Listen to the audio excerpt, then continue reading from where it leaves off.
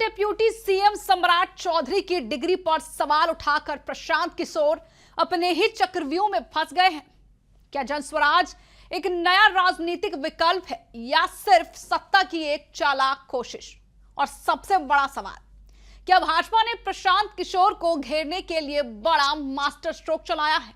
नमस्कार, मैं हूं शालिनी सिंह और आप देख रहे हैं दर्श न्यूज। जी हां, बिहार की सियासत में एक बार फिर भूचाल आ गया है, और वो भी तब जब विधानसभा चुनाव की सरगर्मी हर गांव हर गली तक पहुंच चुकी है। एक और है प्रशांत किशोर, जिन्होंने जनस्वराज के नाम पर बदलाव की बात की, और दूसरी ओर है सत्ताधारी भाजपा, जो उन्हें फ्रॉड स्टार्टअप करार दे रही है।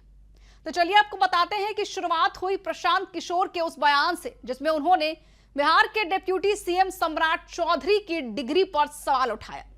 प्रशांत किशोर ने पूछा कि जब सम्राट चौधरी ने 10वीं तक की पढ़ाई पूरी नहीं की तो उनके पास डिलीट डिग्री कैसे हो सकती है।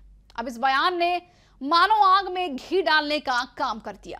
और फिर क्या था, भाजपा ने जमकर पलटवार किया। पार्टी के राज्य मीडिया प्रभारी दनिश इकबाल ने मोर्चा संभालते हुए आरोप लगाया है कि प्रशांत किशोर और उनकी जनस्वराज पार्टी को पश्चिम बंगाल, तेलंगाना, कर्नाटक और तमिलनाडु जैसे विपक्ष शासित राज्यों से करोड़ों की फंडिंग मिल रही है।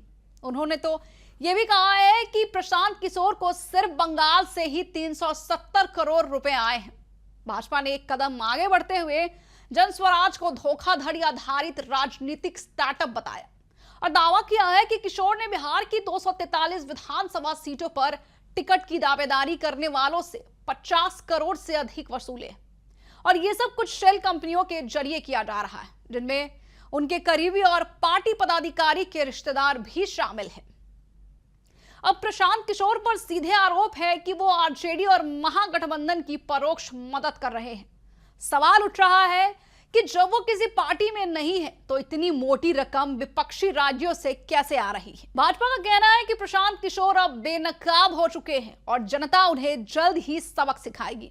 वहीं प्रशांत किशोर का दावा है कि वो बिहार की राजनीति में पारदर्शिता और जवाबदेही लाने निकले हैं, लेकिन डिग्री के सवाल से शुरू हुई यह लड़ाई अब पैसे, पावर और पॉलिटिक्स के इर्द गिर्द घूमने लगी, और इस पूरे विवाद ने बिहार में चुनावी जंग को और भी ज्यादा तीखा और दिलचस्प बना दिया है। एक तरफ भाजपा है जो खुद को कटघरे से बाहर दिखा रही है, और दूसरी तरफ प्रशांत किशोर हैं जो दावा कर रहे हैं कि वो जनता के लिए जनस्वराज लाने आए हैं। अब देखना यह है कि क्या बिहार की जनता इन आरोप प्रत्यारोप के शोर के बीच सच्चाई को पहचान पाएगी, या फिर यह लड़ाई भी बनकर रह जाएगी एक सियासी नाटक। देश और बिहार की राजनीति से जुड़ी हर अपडेट के लिए देखते रहिए दर्श न्यूज, जहां दिखेगी चुनाव की असली तस्वीर।